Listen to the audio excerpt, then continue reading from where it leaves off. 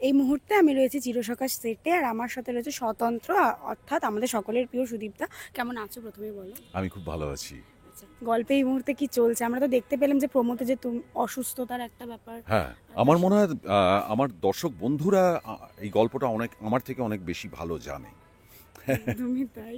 আমি অসুস্থ সেটা আমি জানি, হ্যাঁ। কিন্তু গল্প কোন দিকে যাচ্ছে কিভাবে যাচ্ছে সেটা আমি জানি না।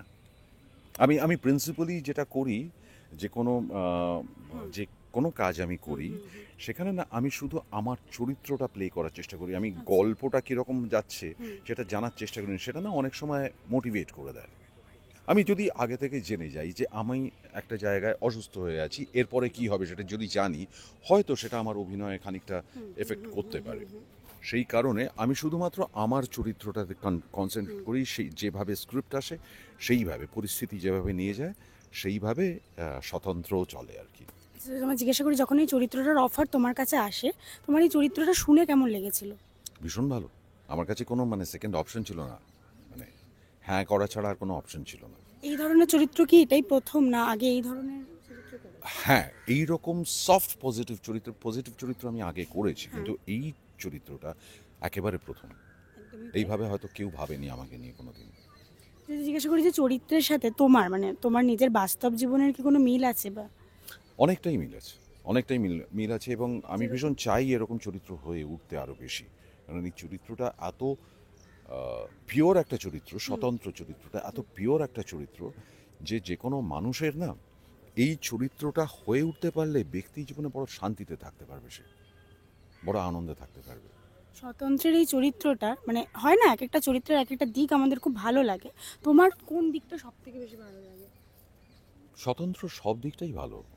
আমি তো স্বতন্ত্র চরিত্রের মধ্যে কোনো রকম নেগেটিভ কিছু না, দেখিনি। না, না। সে তো ভীষণ পজিটিভ একজন মানুষ, এবং সে ক্ষমাশীল একজন মানুষ, এবং সে সবাইকে নিয়ে চলতে ভালোবাসে।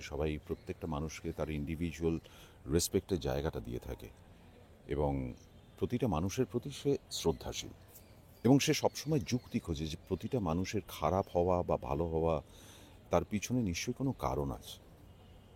আমি একজন খারাপ বলেই তাকে একেবারে শাস্তি দিয়ে দিতে হবে তা কিন্তু নয়। হয়তো মাঝে মধ্যে মানুষ হিসেবে সে প্লেয়ার করে, কিন্তু আলটিমেটলি সে বোঝার চেষ্টা করে যে প্রতিটা মানুষে কেন খারাপ হচ্ছে, কি কেন ভালো হচ্ছে, সবটা। আচ্ছা, আমি যদি তোমায় জিজ্ঞাসা করি যে এই যে চরিত্রে তুমি যেটা হয় যে কোনো সময় যদি তুমি দেখতে পাচ্ছ, আমি সুদীপদাকে যদি আমি জিজ্ঞাসা করি যে আমার জন্য কেউ আমাকে খুব চেষ্টা করে, আমাকে ভালোবাসে বা যে কোনো ক্ষেত্রেই, কিন্তু দেখছি আমার জন্য তার কোনো ক্ষতি হচ্ছে, সেক্ষেত্রে কি তুমি সরে যাবে সেখান থেকে? অ্যাবসলিউটলি। আমার জন্য আমি দেখি যদি কোনো মানুষের কোনো ক্ষতি হয়, খারাপ হয়, এবং আমার সরে যাওয়াটা বাঞ্ছনীয়, তাহলে আমি অন্তত সেখান থেকে সরে যাব। সেটাই সব থেকে ভালো সিদ্ধান্ত। সেটাই সব থেকে ভালো সিদ্ধান্ত।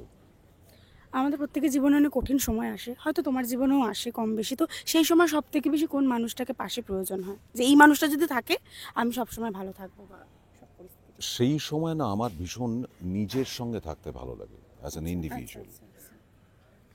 কারণ যে কোনো মানুষ না at the end of the day নিজের কাছে নিজের প্রতি দায়বদ্ধ। সুতরাং খুব কঠিন সময় আমি একা থাকতে বেশি ভালোবাসি, এবং সেই সময় আমি আমার ঈশ্বরের সঙ্গে থাকি, আমার মেডিটেশন নিয়ে থাকি, আমার নিজের কাজ নিয়ে থাকি আনুষঙ্গিক, সেগুলো নিয়ে থাকতে আমার ভালো লাগে।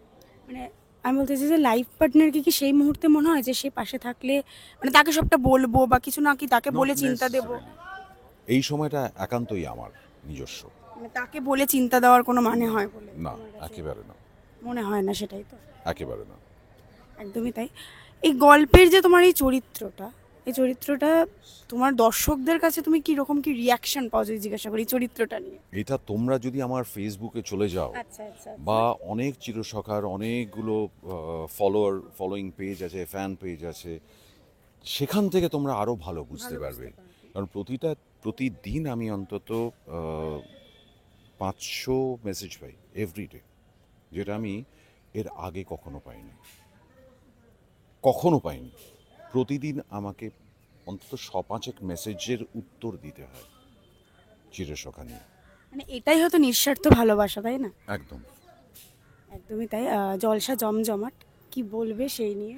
1 থেকে 7 জলসা জমজমাট, মহা এপিসোড রাত 9টায় দেখুন। চিরসখা যেরকমভাবে আপনার ডে 1 থেকে দেখে আসছেন এবং আরও বন্ধু বান্ধবদের বলেছেন, আরও বন্ধু বান্ধবদের মধ্যে ছড়িয়ে দিন চিরসখাকে, কারণ আমি থাকবো আপনাদের সঙ্গে, আপনারা যতদিন আমাকে ভালোবাসবেন। Thank you so much. Welcome.